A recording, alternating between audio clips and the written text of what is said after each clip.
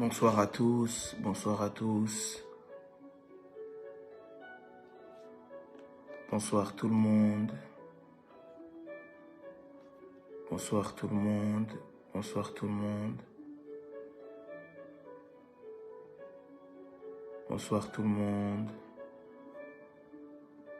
J'espère que tout le monde se porte bien. J'espère que tous ceux qui sont sur À la brèche se portent bien. Je suis là pour quelques minutes ce soir avec vous. Seulement pour quelques instants. Bonsoir servante de Dieu Leslie. Laissez-moi juste partager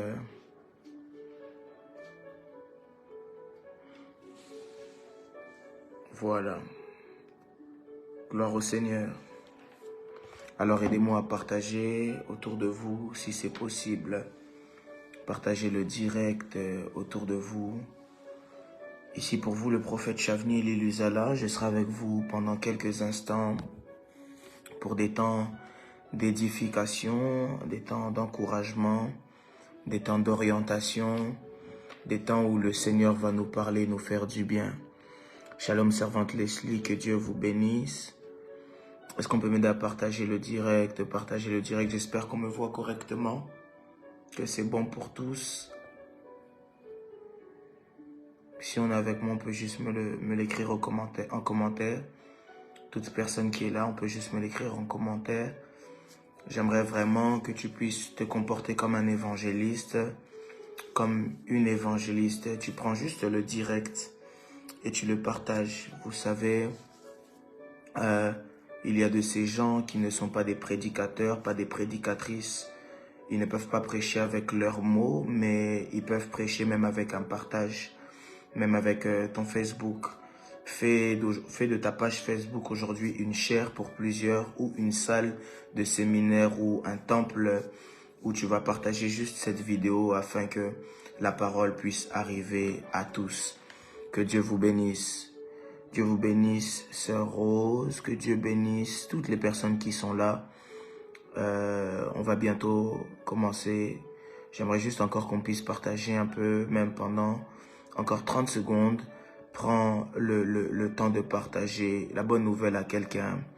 Prends le temps d'envoyer cette bonne nouvelle à quelqu'un. Shalom, Sœur Aurélie.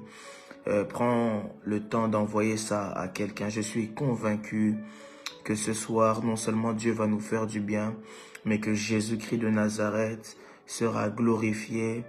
Alors tu ne peux pas t'empêcher de l'envoyer à quelqu'un.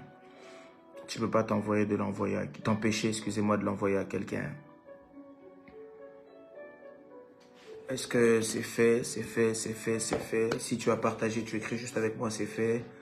Moi-même, j'ai partagé déjà sur mon compte personnel. Si tu as partagé, tu écris juste avec moi, c'est fait.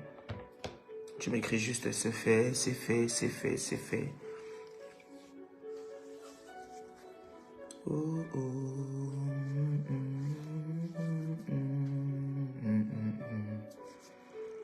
C'est fait, c'est fait. Si tu peux juste l'écrire avec moi, c'est fait. Dieu des cieux, Dieu des cieux, Dieu des cieux, Dieu de grâce. Voilà, je vois qu'on partage, je le vois dans la croissance numérique. Je vais prier pour qu'on puisse entrer au moment de la parole. Dieu des cieux, Père des lumières, Dieu de grâce, Jésus-Christ de Nazareth. Ma prière en cette soirée et le vœu de mon cœur est que ta main se pose sur moi. Et qu'une fois que ta main sera sur moi, que je puisse parler de ta part. Seigneur, que ta main soit sur moi et que je ne parle pas pour glorifier un homme, mais que la parole vienne dans le but d'orienter, d'édifier, de consoler, de conseiller, d'enseigner, d'instruire et de montrer la voie. Car il est écrit dans le livre de Psaumes que tu nous montreras la voie à suivre, que tu nous instruiras, que tu nous conseilleras, et que ton regard ne quittera pas notre vie. Seigneur, c'est le vœu de mon cœur ici, que comme David l'a dit, ta parole est une lampe à mes pieds, une lumière sur mes sentiers, que tu puisses parler pour quelqu'un. Que ce message ne puisse pas être un message en plus seulement, mais que ce soit un message qui ramène un plus dans la vie de quelqu'un. Saint-Esprit de Dieu, il est écrit que dans leur détresse, tu envoyas la parole et que la parole guérit. Que la parole de ce soir puisse faire du bien à quelqu'un. Ainsi j'ai prié. Dans le précieux nom du Seigneur Jésus-Christ de Nazareth, je dis Amen. Amen. Amen. Alors j'aimerais bénir Dieu pour la vie de tout le monde, bénir Dieu pour la page à la brèche, bénir Dieu pour cette page qui me donne le privilège aujourd'hui, en cette soirée, 22 h ici à Paris, de pouvoir orienter le peuple de Dieu par un message, orienter le peuple de Dieu par une pensée, orienter le peuple de Dieu par une édification. J'aimerais vraiment bénir Dieu pour la vie de À la brèche. J'aimerais bénir Dieu pour la vie de À la brèche et je prie que Dieu puisse faire encore davantage avec vous. Vous savez, pour qu'un peuple puisse être sauvé, ça c'est une parole que j'ouvre rapidement et que je vais refermer. Pour qu'un peuple puisse être sauvé, parfois on n'a pas besoin de beaucoup de choses. Il suffit simplement de personnes qui se tiennent justement à la brèche. Et je prie que cette page à la brèche puisse être un canal de bénédiction pour les gens partout dans le monde. Je prie que cette page à la brèche puisse être un canal de bénédiction de plusieurs partout dans les nations. Parce que c'est le commandement que Dieu nous a laissé, aller et faites de toutes les nations des disciples. C'est le vœu de mon cœur pour cette page et je prie que le Dieu des cieux l'accomplisse. Alors aujourd'hui, on va parler sur un thème. Je ne vais pas être long, je vais prendre peut-être 30 minutes. Mon thème est « Ce n'est pas encore fini ». J'aimerais que tu puisses l'écrire avec moi comme une déclaration. Tu écris « Ce n'est pas encore fini, ce n'est pas encore fini ». Dis avec moi « Ce n'est pas encore fini, ce n'est pas encore fini ». J'avais perdu l'habitude avec les lives. Vous savez, j'aime sentir l'auditoire avec moi. Alors si tu es avec moi, écris juste « Ce n'est pas fini ». Tu l'écris pas juste comme tu écris un mot, mais tu l'écris comme une déclaration. Écris ça avec moi « Ce n'est pas encore fini ». J'ai aimé, on l'a écrit en anglais « It's not over ». J'aimerais dire à quelqu'un que de la même façon que tu l'écris, c'est le vœu de mon cœur pour toi et ma prière que quelque chose de nouveau puisse encore arriver sur ta vie. Si aujourd'hui tu as connu beaucoup de choses, si dans le passé tu as connu beaucoup de choses, j'aimerais te dire que ce que tu as connu n'est que le début, mais c'est pas la fin. Ce que tu as connu ne signifie pas que c'est fini. On va lire quelques portions des écrits. Nous sommes dans le livre de Ecclésiaste au chapitre 9. On va lire le 4e verset. Ecclésiaste chapitre 9, le 4e verset. Je vais le lire pour tout le monde. La Bible dit, pour tous ceux qui vivent, il y a de l'espérance. Certaines versions disent que pour tous ceux qui sont encore en vie, il y a encore de l'espoir. Et même un chien vivant vaut mieux qu'un lion mort. Parole du Seigneur. Je bénis Dieu, je vois la présence de mon frère, l'évangéliste Nicolas Panangila. Que Dieu te bénisse. Alors, ici, on parle de « ce n'est pas fini ». Lorsqu'on dit « c'est pas fini », quelqu'un doit certainement se poser des questions et de dire de quoi est-ce qu'on s'agit, de quoi est-ce qu'il s'agit. Dans le texte qu'on lit, la Bible dit « pour tout celui qui vit encore, il y a de l'espérance » ou encore il y a de l'espoir. Et il dit « vaut mieux un chien vivant qu'un lion mort ». Mais aujourd'hui, j'aimerais vous raconter l'histoire d'un homme. La Bible dit dans le livre de Luc que c'était un homme qui quittait Jérusalem et qui allait vers Jéricho. C'est un texte que j'affectionne énormément. Cet homme quittait Jérusalem et il allait vers Jéricho. Et alors qu'il était sur la route, vous savez, certainement cet homme-là avait déjà des projets. Il avait certainement des programmes, il avait certainement plusieurs choses qu'il voulait faire. Les théologiens s'arrangent pour dire que cette route-là est une des routes les plus compliquées du monde parce que Jérusalem est placée au sommet d'une montagne et Jéricho est le plus bas niveau de la terre. Et alors que cet homme devait quitter Jérusalem pour aller à Jéricho, il a commencé son chemin. Et quand il a commencé son chemin, la Bible me dit qu'arrivé à un certain niveau, il rencontre ce qu'on appelle les brigands. La Bible va même plus loin en disant que lorsqu'il rencontre les brigands ne le laissent pas comme ça. Mais les brigands le frappent, ils le dépouillent et le laissent à demi-mort. Vous savez, ça c'est l'image d'une des choses qu'on peut rencontrer dans la vie. Vous devez savoir que sur le chemin de la vie ou dans le parcours de la vie, il est possible qu'on rencontre beaucoup de choses. Et lorsqu'on rencontre beaucoup de choses, parmi les choses qu'on rencontre, il y a des types de choses qui sont les choses qu'on ne souhaite pas. C'est comme les brigands. Cet homme, certainement, lorsqu'il quittait Jérusalem pour aller jusqu'à Jéricho, cet homme s'était préparé. Il avait pris avec lui beaucoup de choses et ne s'attendait pas à ce que sur la route, il puisse rencontrer des brigands. Et lorsque les brigands l'ont vu, ils l'ont tout enlevé. Écoutez, dans la vie, il existe ces choses qu'on peut rencontrer qui viennent pour nous enlever des choses. Il existe ces personnes dans la vie qui sont comme les frères de Joseph, qui peuvent venir pour nous enlever la tunique que notre Père nous a donnée, qui sont comme la femme de Potiphar, qui peuvent venir pour nous enlever la tunique de Potiphar. Il y a ces personnes dans la vie qu'on peut rencontrer, ou ces événements dans la vie qu'on peut rencontrer, qui nous enlèvent beaucoup de choses. La Bible dit qu'ils l'ont dépouillé, ils lui ont enlevé tout ce qu'il avait. Je suis en train de dire à quelqu'un, il peut se passer que durant même cette année 2023, tu puisses avoir perdu beaucoup de choses. Quelqu'un peut me dire, certainement cette année, on m'a dit que cette année était mon année, mais j'ai pas vécu ce que je devais vivre. J'aimerais vous dire une chose, le livre d'Esther est le livre d'Esther. Il n'appartient pas à quelqu'un d'autre, c'est le livre de Esther. Mais lorsqu'on lit le début du livre de Esther, le livre d'Esther commence avec des personnes comme Vachi. On commence à parler d'autres personnes. J'aimerais dire à quelqu'un, il est possible que cette année soit ton année, même si tu n'as pas encore vécu les choses pour toi.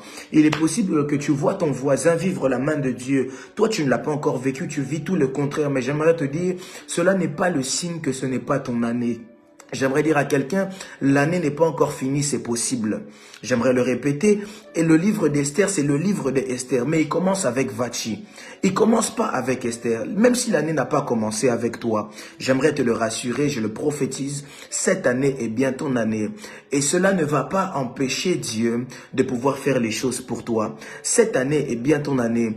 Et c'est pas parce que l'année n'a pas commencé avec toi que cela va empêcher Dieu de pouvoir visiter ta maison. Je dis à quelqu'un, cette année est bien l'année de ta restauration.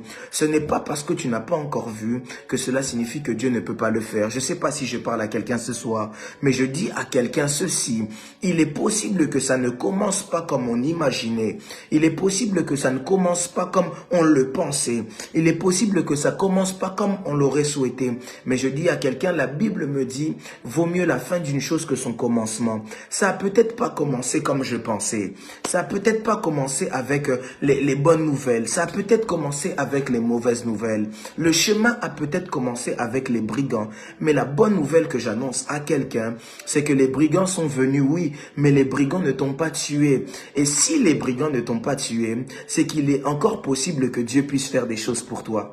Quelqu'un ne m'a pas dit amen. J'aimerais parler à quelqu'un qui est comme Job, parce que en réalité, cet homme était comme Job. Parce que cet homme avait tout perdu. Dès le début, il a déjà tout perdu. Arrivé là, il a déjà tout perdu. Cet homme était comme Job. Il a perdu tout ce qu'il avait. Mais j'aimerais dire à quelqu'un, ce n'est pas parce que tu perds maintenant que cela signifie que la fin est la fin. Dis à ton voisin, s'il y a un voisin à côté de toi, dis-lui qu'au commencement, la terre était informe et vide. Mais aujourd'hui, la terre n'est plus informe et vide. Il est possible que le commencement ne ressemble pas à ce que ça peut penser, mais j'aimerais dire à quelqu'un, le commencement n'est pas la fin. Au commencement, peut-être que jusqu'à présent, je n'ai pas vécu les bonnes choses, mais j'aimerais dire à quelqu'un, le commencement n'est pas la fin. J'aimerais dire à quelqu'un, le commencement n'est pas la fin. Le commencement n'est pas la fin. Cet homme, la Bible dit qu'il a commencé avec les brigands. Les brigands l'ont frappé. Les brigands lui ont enlevé ce qu'il avait. Les brigands l'ont touché et l'ont pris des choses. Mais cela ne signifiait pas que c'était pas le moment pour que Dieu fasse des choses avec lui. J'aimerais que tu puisses le dire à quelqu'un. S'il y a un voisin à côté de toi, tape la main de ton voisin et dis-lui ce n'est pas encore fini. Dis-lui ce n'est pas encore fini. Dis-lui ce n'est pas encore fini. Si tu as ton enfant à côté de toi, touche même ton voisin, dis à ton voisin, ce n'est pas encore fini. Si tu as ton mari, ta femme à côté de toi, j'aimerais que tu puisses dire à ta femme ou ton mari, ce n'est pas encore fini, ce n'est pas encore fini, c'est pas encore fini. Si même Pénina n'est pas loin de toi, dis à Pénina, Pénina, tu te moques de moi parce que à présent tu n'as pas vu encore d'enfant, mais dis à Pénina, je n'ai pas d'enfant aujourd'hui, mais demain est entre les mains de Dieu. Je disais hier à l'église, je disais l'avantage dans un match, l'avantage dans un match peut se faire par le nombre avec lequel nous sommes. Dans un match, c'est une équipe 11 contre 11.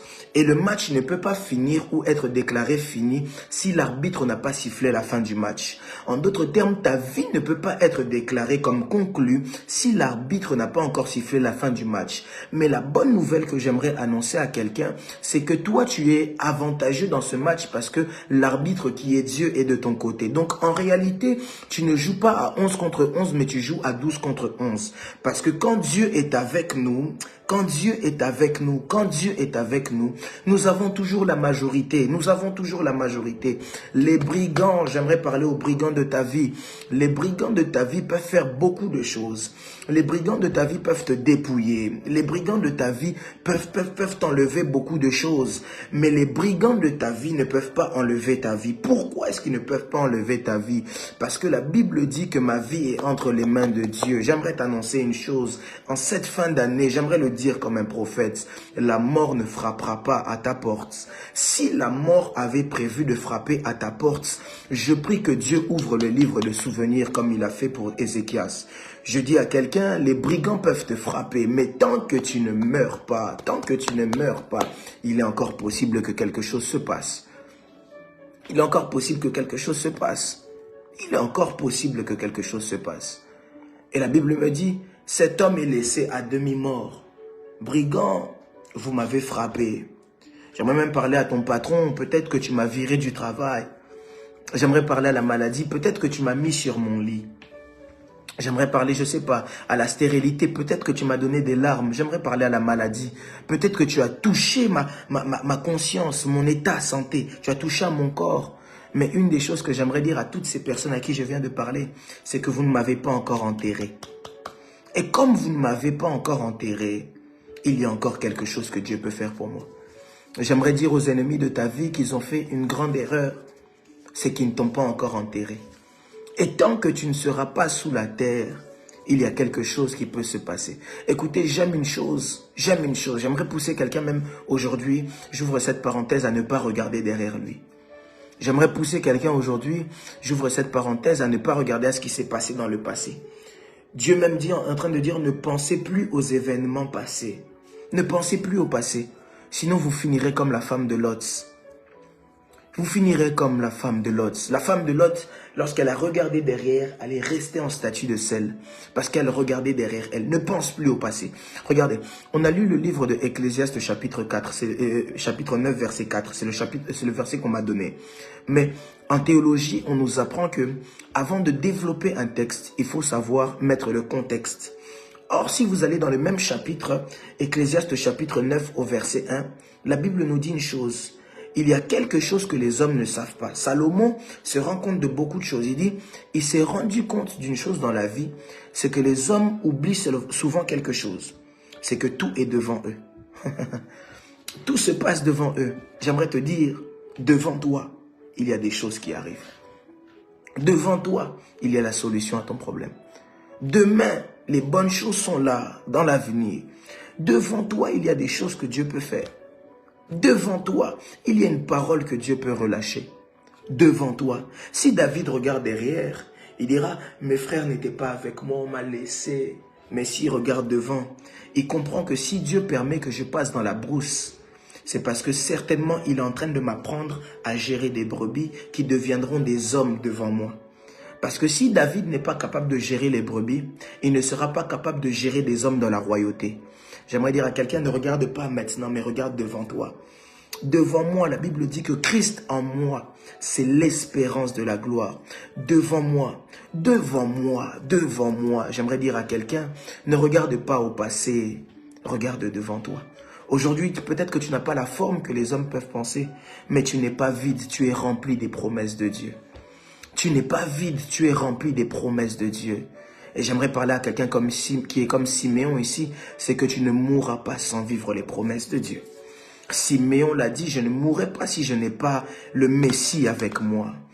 J'aimerais dire à quelqu'un, tu ne mourras pas si tu ne vis pas les promesses de Dieu. C'est pourquoi David dit que ta parole me fait vivre.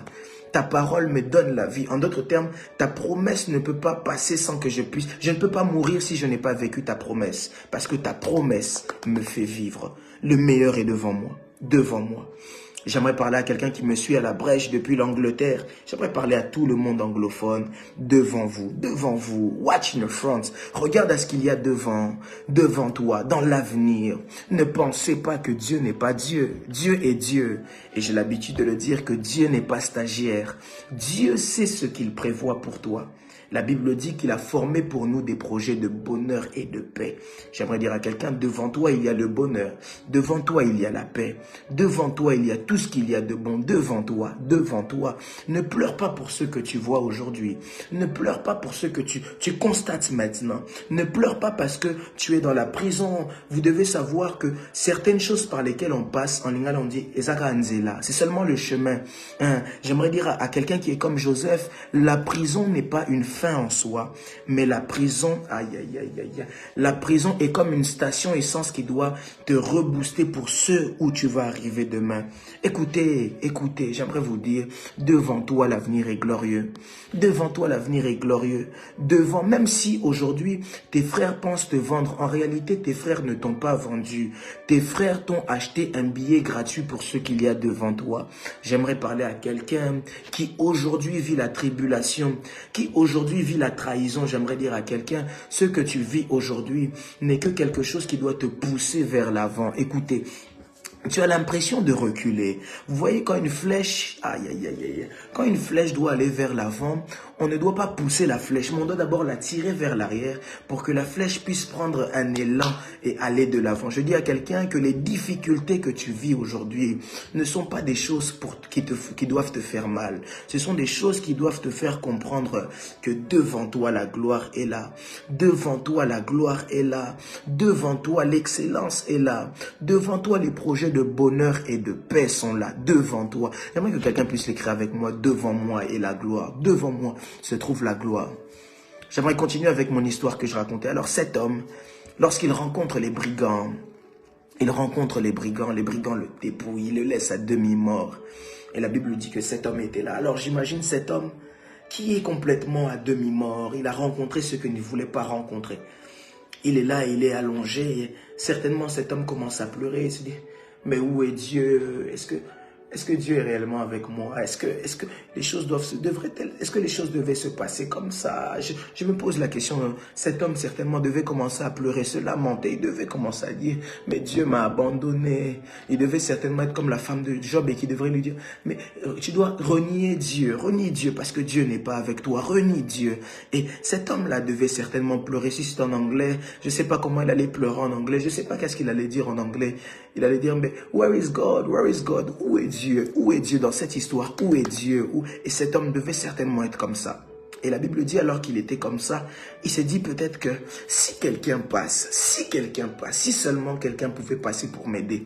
Et alors que maintenant il y avait ce en quoi il avait mis espoir qui arrive. La Bible dit qu'il y avait un sacrificateur qui passe. Mais le sacrificateur, lorsqu'il le voit, il change de chemin et il passe. Ça s'est pas arrêté au sacrificateur, il y avait un Lévi aussi qui est passé.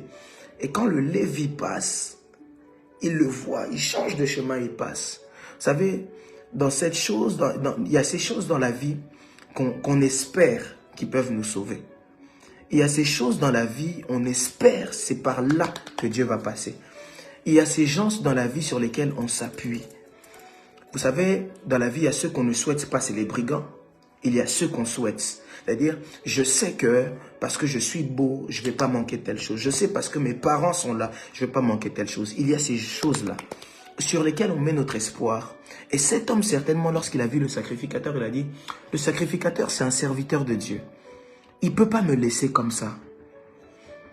Il y a comme cet homme qui était à la piscine de Bethesda, qui avait personne. Il dit, Quand il répond à Christ, il dit, j'ai personne sur qui compter. Mais cet homme-là, il a vu le sacrificateur et le Lévi. Donc, il avait les personnes sur qui il pouvait compter.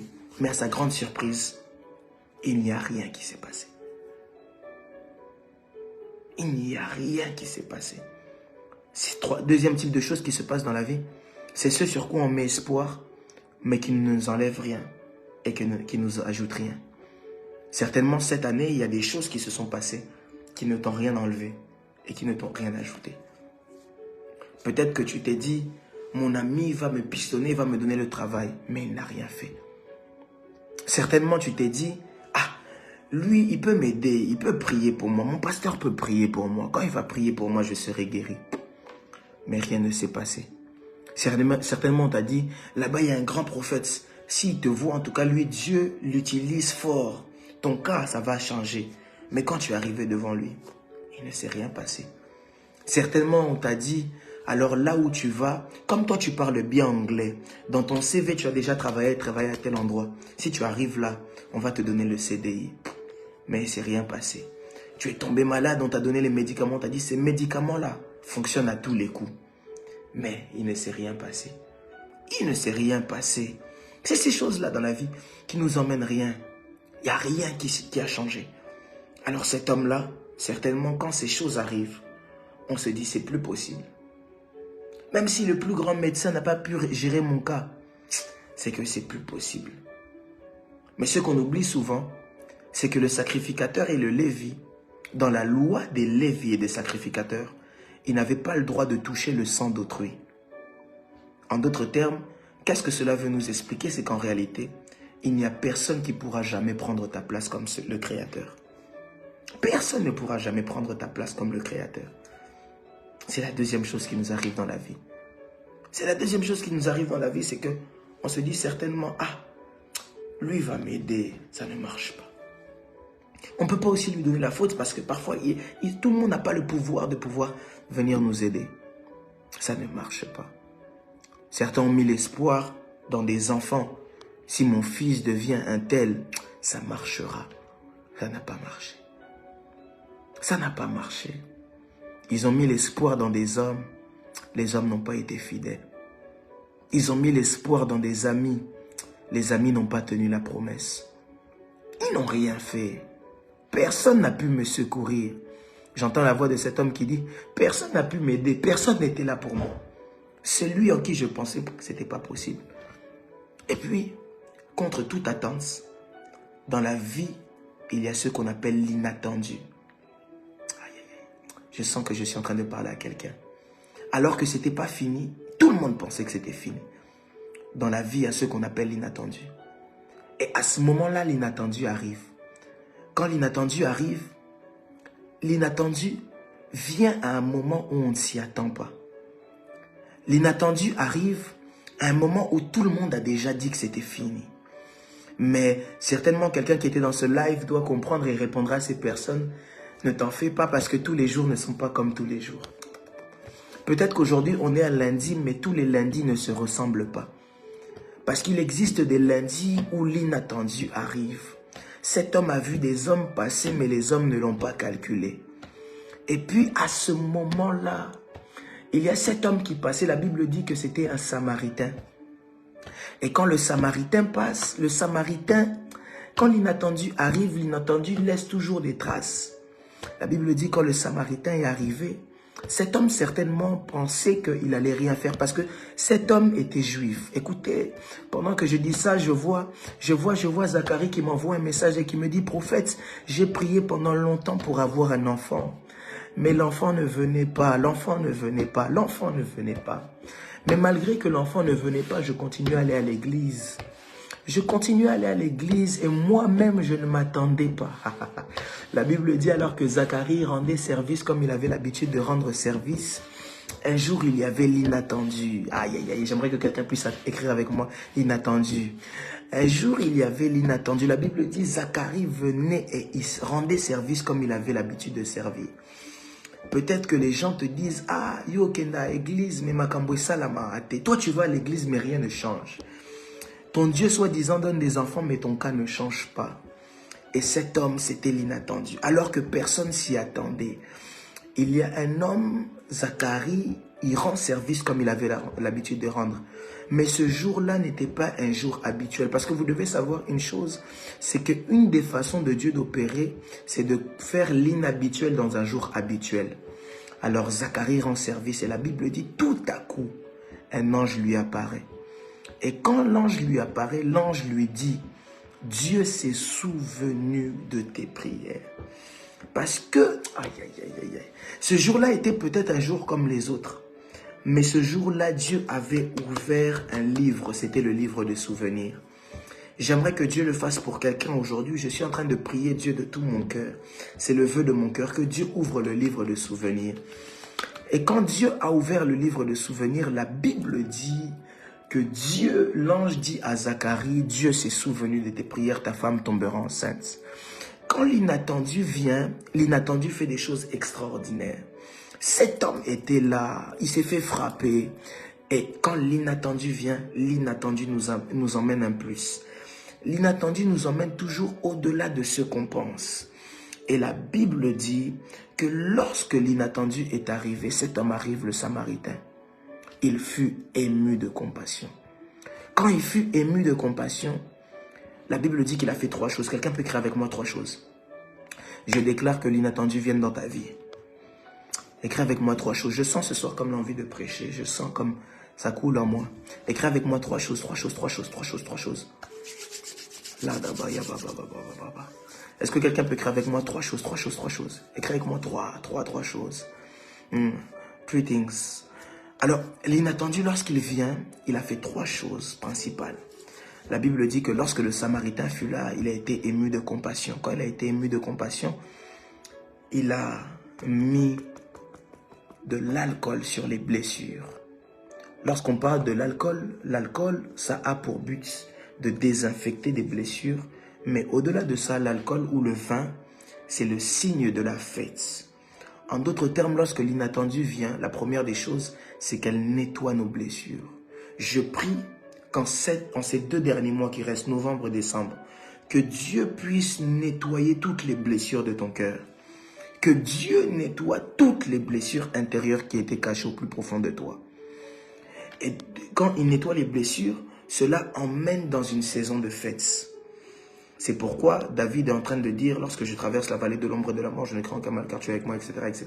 Il dit, tu dresses devant moi une table en face de mes adversaires, tu induis ma tête et ma coupe déborde. Or, en réalité, une coupe n'a jamais été faite pour l'huile. Mais une coupe a toujours été faite pour le vin.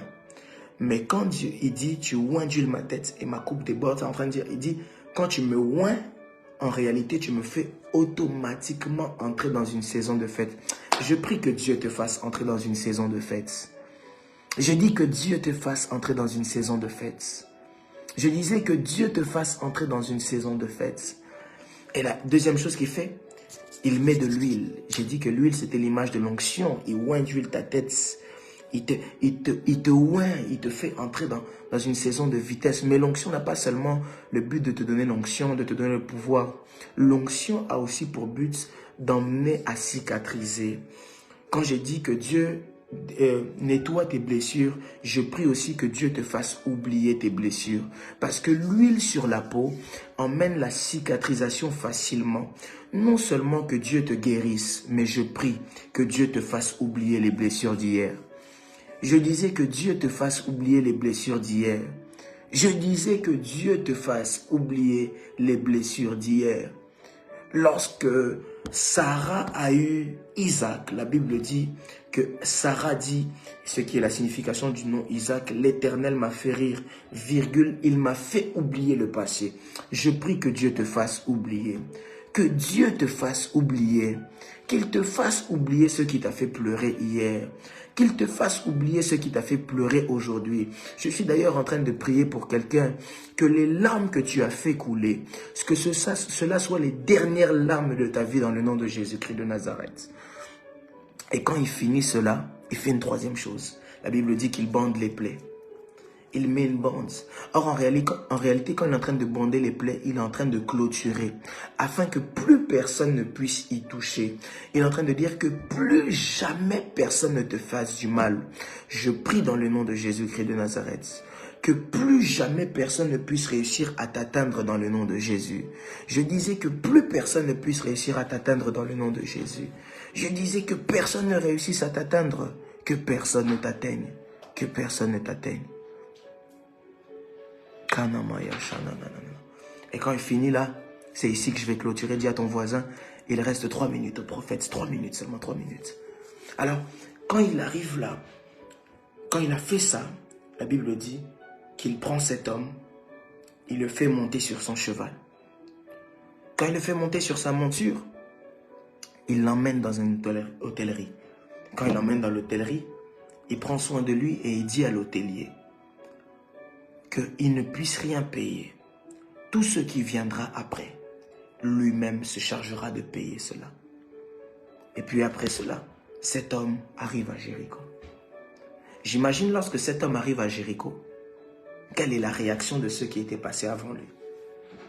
Certainement le Lévi l'a vu et s'est dit, est-ce que c'est lui ou c'est pas lui? Certainement le Samaritain l'a vu et s'est posé la question, est-ce que ce n'est pas cet homme qu'on a vu tout à l'heure? Certainement les brigands se sont posé la question, est-ce que ce n'est pas cet homme qu'on a frappé sur le chemin? J'aimerais dire une chose à quelqu'un. Ces personnes seront arrivées avant lui, mais lui aussi sera arrivé. J'aimerais te dire une chose. Tes ennemis se poseront la question de savoir, Esaïeto, Esaïete, est-ce que c'est lui ou ce n'est pas lui? J'aimerais dire à quelqu'un, ce n'est pas encore fini. Tes ennemis se poseront la question, c'est lui ou c'est pas lui? Joseph, on t'a enterré trop tôt. Joseph, on t'a enterré trop tôt. Les frères de Joseph ont emmené la tunique de Joseph auprès de son père. Et on dit, Joseph est mort. Mais la Bible me dit qu'un jour, quand ils ont vu Joseph et qu'ils sont repartis voir leur père, ils lui ont dit, Joseph vit encore. Joseph vit encore. Là où on pensait que c'était fini pour Joseph, en réalité, ce n'était pas fini. Genèse 45, verset 26, la Bible dit, et lui dire, Joseph vit encore. Et non seulement Joseph vit encore, mais en plus de cela, c'est lui qui gouverne tout le pays d'Égypte. Je suis en train de dire à quelqu'un, dans cette période où ce n'est pas fini, à la fin, non seulement tu vivras encore, mais en plus de cela, Dieu te donnera de palper tout ce que les autres n'ont pas. Je lève ma main droite, je prophétise et déclare sur quelqu'un. Je déclare, non seulement tu vivras encore, mais en plus de cela, Dieu te fera entrer dans les promesses. Non seulement tu vis encore, mais en plus de cela, Dieu fera des prodiges avec toi. Non seulement tu vivras encore, mais en plus de cela, Dieu t'emmènera à vivre l'excellence. J'aime une histoire, j'aime une histoire, j'aime une histoire. La Bible dit qu'avec Dieu, nous ferons des exploits.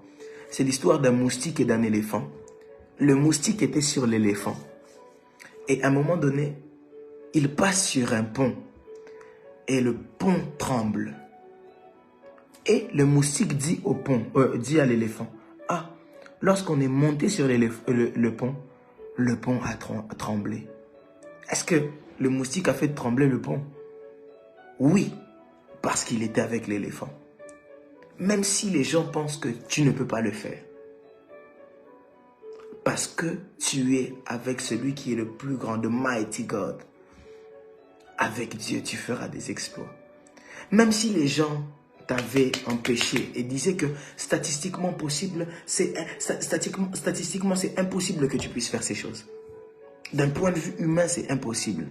J'aimerais que tu leur répondes. C'est impossible selon les hommes. Mais c'est possible pour deux types de personnes. La Bible dit que tout est possible à celui qui croit et rien n'est impossible à Dieu. Donc toi, tu es avec Dieu, donc c'est possible plus. J'aimerais dire à quelqu'un, ce n'est pas encore fini. Toute personne qui t'a enterré, toute personne qui pensait avoir mis fin à ta vie. Toute personne, j'aime. Certains prédicateurs disent que personne ne peut mettre des points à notre vie, seul Dieu peut mettre un point. Non, moi j'aimerais le dire différemment. Laisse-les mettre des points à ta vie. Généralement, après un point, vient une majuscule. Laisse-les mettre des points afin que Dieu puisse commencer une nouvelle phrase avec toi, mais qu'il la commence avec une majuscule. Je prie, et c'est ma prière et ma déclaration pour quelqu'un ce soir, que là où les hommes avaient déclaré la fin pour toi, que Dieu commence des choses en majuscule. Que Dieu commence une histoire en majuscule. Que Dieu commence une histoire en majuscule. Là où les hommes avaient dit que c'était plus possible, la Bible dit que c'est encore possible et qu'il y a de l'espoir pour ceux qui vivent. Si tu vis encore aujourd'hui, je viens en prophète te dire que demain, Dieu fera de grandes choses avec toi. Si tu vis encore aujourd'hui, je viens en prophète pour te dire que demain, tu arriveras là où les ennemis pensaient que tu n'arriverais jamais.